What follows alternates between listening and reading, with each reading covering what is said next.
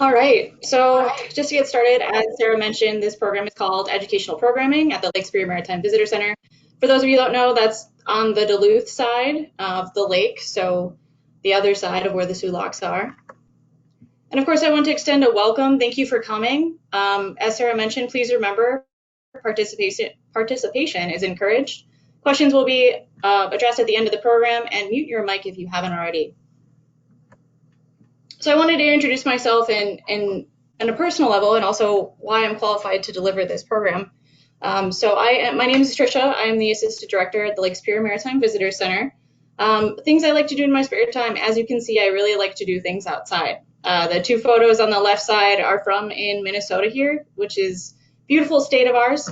And then on the right there, there's a picture in Iceland, and then the Horseshoe Bend in Arizona. But I also have, for my background, a Bachelor of Fine Arts in Communication Design, and then I have my Master's in Environmental Education, and I delivered a thesis circling around developing a program for the Grand Portage National Monument in northern Minnesota.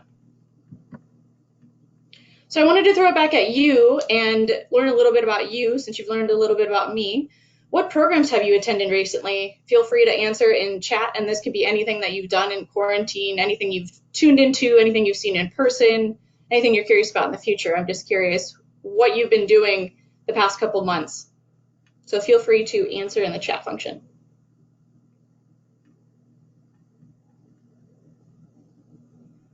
So Michelle says Historical Society of Michigan History Programs. Very cool.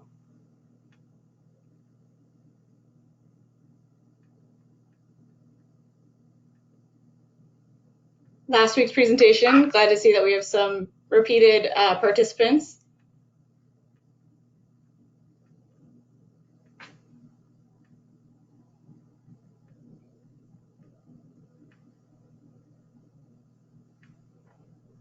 All right.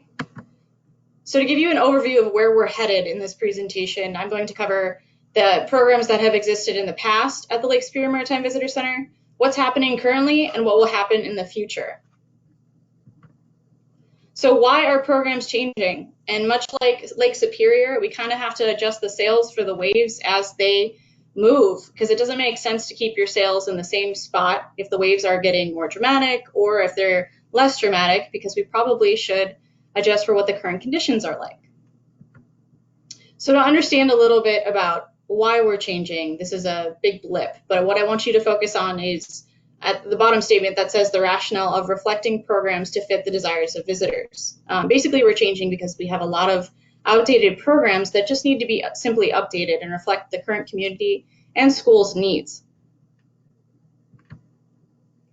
So to give you an understanding of how I went through this procedure of redesigning our programs, we started with the National American Association of Environmental Education, or NAAE for short, guidelines for program development. So we follow this step-by-step process to make sure that we're doing it in a way that addresses the organization's goals, the gaps in programming, and the needs of the community. So to start at the beginning, the first step is the needs assessment. Why is there a need? Who can we gather data from to determine the need? And just to give everybody an understanding of what a needs assessment is, it's a survey that has clear outcomes that is sent to an appropriate audience. So in this case, we're addressing both the general public, which are visitors that just show up and come from out of state or wherever they're from, and then our school groups that are in local communities that we can visit. So the purpose of this needs assessment to understand how we can deliver this survey and who we're talking to and that we're successfully delivering programs to them. The document's intention is to reflect the opinions, again, of the community and develop programs that reflect that input. So this is all for you. And just to give you an overview of what I thought our expected outcomes were going to be before we did the surveys at the Lake Superior Maritime Visitor Center, I assumed that there would be a need for more sensory or experiential programs, that the programs would desire more rotating programs or themed things for more variety. The visitors would like to get outside a little bit more and learn about their surroundings or visit things and have a hands-on experience. And then a desire to increase outreach and program communication to our participants. So this is where those needs are strictly identified and how they can be addressed within our programs. So again, increasing outdoor standards, which are identified more in the school area, and then increased interactivity in our revision of current programs. So I know this is it's going to be smaller on your screen, but bear with me. The main points that I'm trying to drive home here are the points on the left there, that we're trying to address those gaps and addressing those questions to address those gaps so that when we revise our programs, we're hitting all those marks. So again, informational data, the increase of outdoor standards, programs, interactivity increasing, etc. So just to give you an idea of what the questions were in the survey that were given out in that community assessment. So this is, again, the parameters a little more in detail. So how long will the survey be? What are the goals? What are the reasons? What are the survey groups? So we addressed general schools in the area, everything ranging from private to public, elementary to college, anything and anyone that would be willing to answer, as well as our general community. There were no limits on our audience as well, anyone who is willing to visit. So let's get to the fun part, the needs assessment results. So we received a little under 100 responses over a month and a half of having these surveys at our visitor center, as well as directly calling, emailing, and contacting schools to fill them out. And this happened in the fall of 2019, just so you understand that time frame. So starting with the general public survey responses. So the demographics of who took this survey. I want you to focus, again, less on the charts. They're more for a visual if you're interested in zooming in on your screen. But I want you to focus on the highlighted information on the right, the main information of who these people are, what they said, and what we can offer them. So the highlighted information on the right indicates that a lot of our visitors are from Minnesota, Wisconsin, even Rhode Island, Iowa, and Alaska, so some out-of-staters as well. But what are the things they're interested in? So what types of programs are you most interested in? Top programs desired were history at 76%, so a predominant demand, outdoor at 73%, nature, and then shipping. And then as far as topics within those programs, people love to hear about shipwrecks, Lake Superior, lighthouses, and then lastly, ships, cargo, and the shipping industry. How often do people attend our programs? And it's sad to say, but a lot of people haven't attended our programs, and that's why we're looking to do this community assessment so we can better reach them. Those that have attended, what programs have they attended? We have movies that run on a scheduled basis during the summer months on our lower portion of our visitor center. So that's what that indication is for movies. The peer history tour outside to learn about lighthouses like Superior, a little bit of history about the Army Corps, et cetera, et cetera. That's also a popular way to attend our programs. And then a small percentage of school-based programs that typically visit us on-site or we go to their sites. And then the gaps. Why can't they attend? We're curious as to how we can get them there and how we can get them in our program so that we can better attend to them. So scheduling is a big one, outreach issues, timing, and accessibility. So these are some of the expected outcomes with any program. Program feedback. When do you want to come? When is it the best time of year for you to come visit us or us to come visit you? And by no surprise, everybody loves to get out in summer. So summer is something that is in high demand as far as programs as well, followed by fall and then spring. And I think people want to avoid winter entirely. So that was the lowest percentage.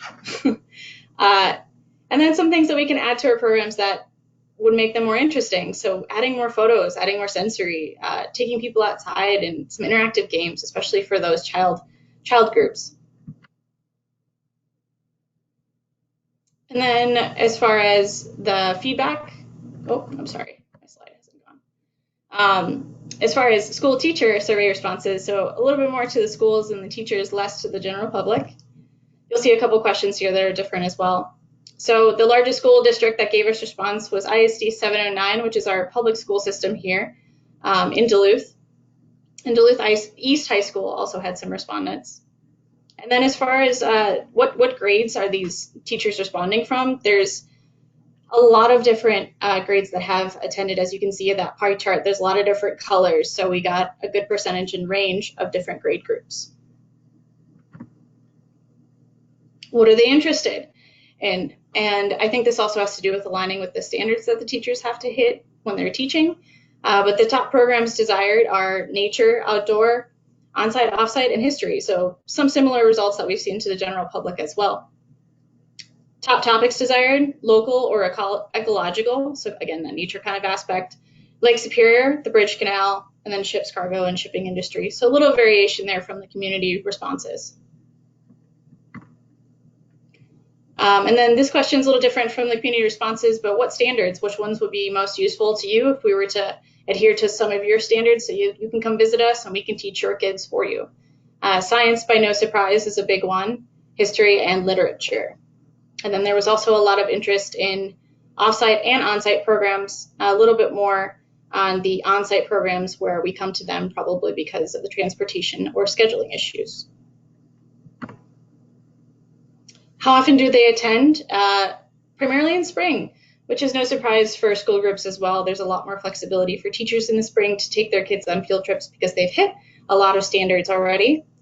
Winter and then fall. So again, kind of during the school year seasons. Programs they've attended, peer history tour. So a lot of school groups like to request for that one, as well as seeing movies in our lecture hall. Why can't they attend?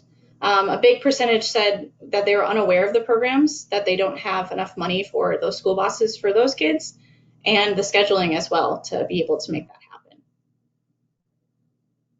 And then how often do you utilize external programs? A lot of teachers said, we do that pretty frequently, so we could probably go to yours.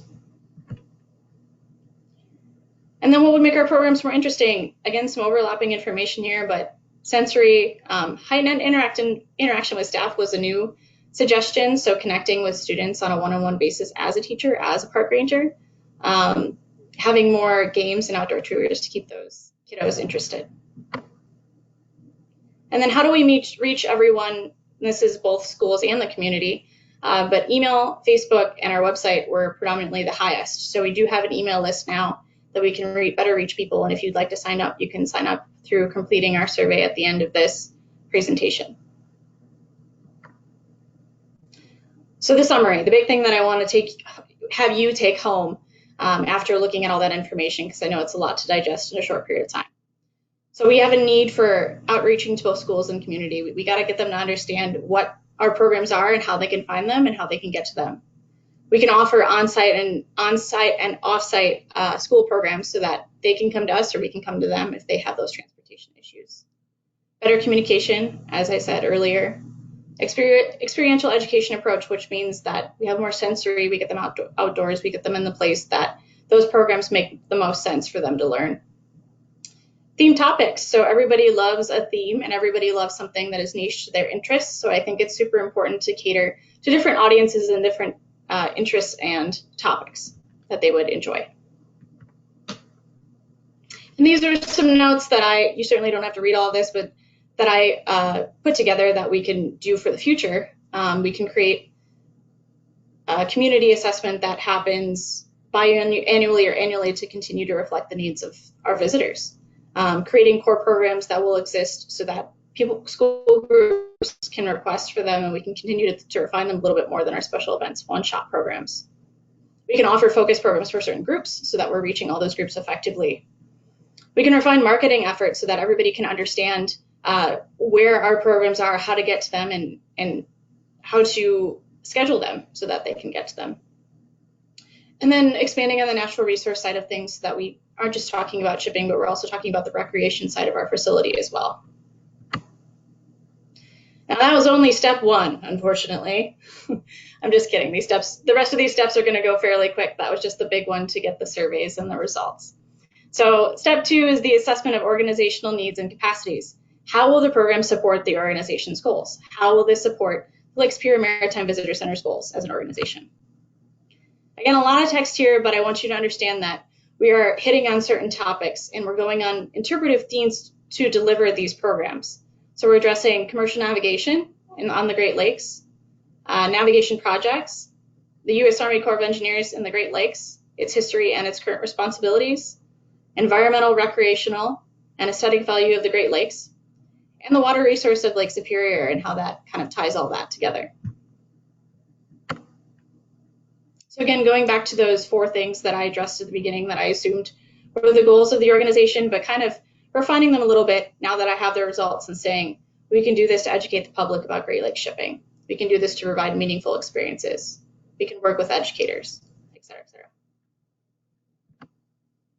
So step 3, determination of the program scope and structure. Based on the needs assessment, how are we going to design these programs? What are they going to look like? And how are they different than before?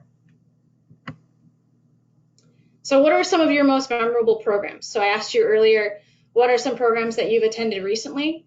But if you could expand a little bit more and tell me what are some most memorable programs you've been to ever, and why were they memorable in the chat function? You can totally type this one up as super memorable. I would love that.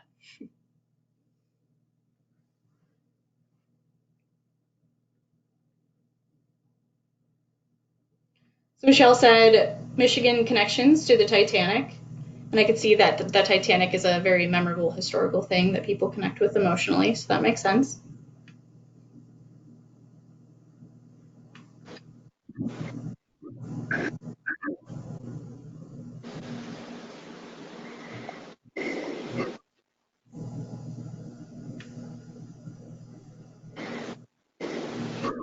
All right, if there's no more answers, I'll keep moving on. So to give you our final spread of our new programs and how they adhere back to that community assessment, to the needs of our visitors, the old programs had the Pier History Tour, a lighthouse tour, Fitzgerald Tour, Suloc's Tour, Who's in Charge, which is understanding the roles of shipmates on a ship, Coltan Luke, which is hypothermia, Tall Waters and Steel Ships, which is the Mataafa storm, and Real Meat Sail on how cargo transfers from trains to ships and where they go from there. So we're finding these to make a little more sense, reflective to the needs of our visitors. We have both indoor, outdoor, and indoor or outdoor, and that's specifically to help with school groups as well. So all of these kind of address different topics that were reflected from needs. So again, history, some more nature-based programs, where do ships go, and refining some of the ones that already existed so that they can be more reflective of the needs. So I have a full spread and description of this later that we can read in a slide, or you can visit it on our website as well to read a little more details about these programs. But just wanted to give you an idea of what programs will be offered upon request in the future. So what programs are currently happening? Well, I first want to point out that all of our programs are free. So if you are attending a special events program and you just show up, totally free. If you want to request for a program for your school group or organization in the future, again, it's free. We are just here to serve you, and we are here to utilize your needs and your opinions to help you understand the Duluth area, as well as shipping and history in our area as well. So I want to show a few pictures of some of the programs we've done earlier this year, which were in person, as you can see, pre-COVID-19. But these are the first couple of special events that we were delivering in January and February. And we also got a lot of news coverage, which was super cool. So there's been some attention around that we've redone these programs, and we're catering to new audiences and adhering to their needs and getting them out there to learn, especially in the cold there in the bottom left. So as you know, because you're here, there are virtual programs every Thursday, 11:30 a.m. Central to 12:30 p.m. Eastern, and these are a couple little screenshots of the a couple previous presentations that have happened. And then this is a little sneak peek of those special event virtual programs that are happening the next couple weeks. Sarah mentioned earlier that Protecting the Piping Plover is next week, and then the following week after that is water levels on the Great Lakes. So if you're curious about any of these topics, you can certainly start following our Facebook page to learn about further future ones, but these are just a couple in the next couple weeks here. We also offer currently a cell phone tour outside of our facility. So what you can do is find the first stop, and then go along through those stops. And what you do is you can call and listen to it audibly, or you can log in, I believe, with that QR code and get on the app, and then you can read and listen at the same time at each of the stops. So it's an interactive display that you can learn about different things like the Bayfield or the Duluth Ship Canal in the area of Lake Superior Maritime Visitor Center. Also, side note, we are going to be revamping this a little bit to be more expanded and current. So it'll have a little more expansion in the future, but as of right now, these are the topics that exist. So how can I sign up to your email or attend future programs?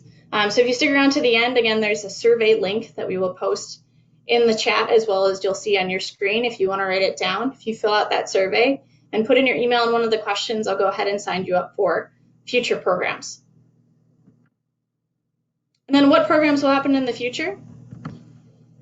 So because of COVID-19, we've had a little setbacks with opening this year. We are not currently open, but we do have a phased approach for opening in the future. So it's going to start with a tent that has some brochures and self-led things, such as the cell phone tour that you can tag along to, and guides that you can take to learn about the area of the Lake Superior Maritime Visitor Center. We will also be announcing ships if we are in the office, and we will be updating the shipping schedule for you so it is current every day of the week, so you at least know when the ships are coming in and out. From there, that tent will transform into a staff tent where you can interact with us, and we will be able to answer questions about the ship schedule, as well as any other questions you may have. Sorry about my dog barking. And then going into the discovery cart, so we'll have a little cart with some things that are more show and tell to get you to understand certain different topics that adhere to our monthly theme around the Lake Superior Maritime Visitor Center. From there, it will transform into outdoor tours that we can walk along with you outside, again, based on certain themes or topics. And then eventually we will start slowly opening the visitor center up again for you. So this is what I mentioned earlier. This is the full lineup of programs that you can request from us for any sort of group. And here are some descriptions of those that you can peruse right now. Otherwise, you can visit our LSMMA website with the Lake Superior Maritime Visitor Center section and look at these online at your convenience. What will happen with programs in the coming years? Well, this is some of the staff that is serving you. So like I said earlier, we're looking to constantly refine our programs to reflect the needs of the community. So hopefully every other year, given that there won't be another COVID-19 to kind of set these things back, we will assess what the community needs and reflect and refine our programs. We actively are trying to take notes and refine the programs that we have done and document those, but as well as designing them in the future for the needs of the public. So I want to end on a motivational note from why I do what I do, but this is from Beck & Cable's 15 Principles of Interpretation. And the biggest reason why I love to educate is I love to connect people to things. So I love to connect people to the place around them or to the history that moves them. And these are some of those principles that address those certain specifics. So to spark an interest in people, to reveal deeper meaning and truth, to inspire and provoke, to address the whole person when you're teaching. These are some of the things that I like to utilize and think are important to why education is important and interpretation is important for our visitors. And last but not least, we hope to see you soon. There is very unpredictability in our current times, but we hope to see and continue to serve you and educate you, and we're always open to suggestions, and you can feel free to contact us when Sarah has that slide up at the end for future programs, comments, suggestions, concerns. So thank you.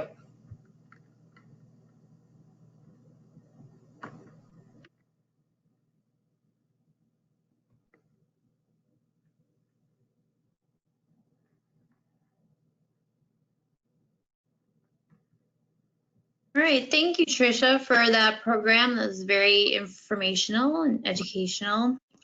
Before we get to any questions, I just want to provide everyone with an update on our facilities. Trisha mentioned this a little bit in her program, but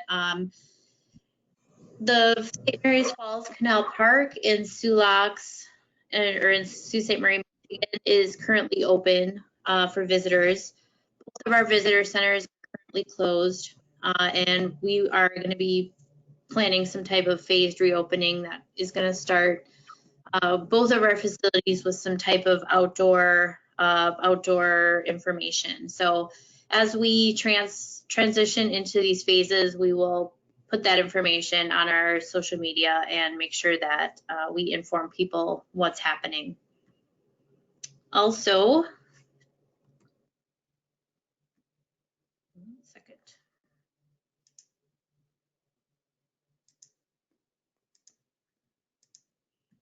here is a little bit more information about how you can get a hold of us. We've got all the social media pages for our district and our associations, as well as the Detroit District webpage and our association webpage. The Detroit District also has a YouTube channel, which will have the recording of this program, as well as our all of our past programs on there as well for you to watch after we're done with this. And also a survey, if you could please, if you've got time to fill out that survey, that would help us out and let us know if you've got any, suggestions for improvements or any other future programs for us. That would be great. And we're just gonna wait here for a couple minutes to see if anyone has any questions. Trisha put this link to the survey in the chat, so please use the chat if you've got questions or want or have any ideas for future program topics.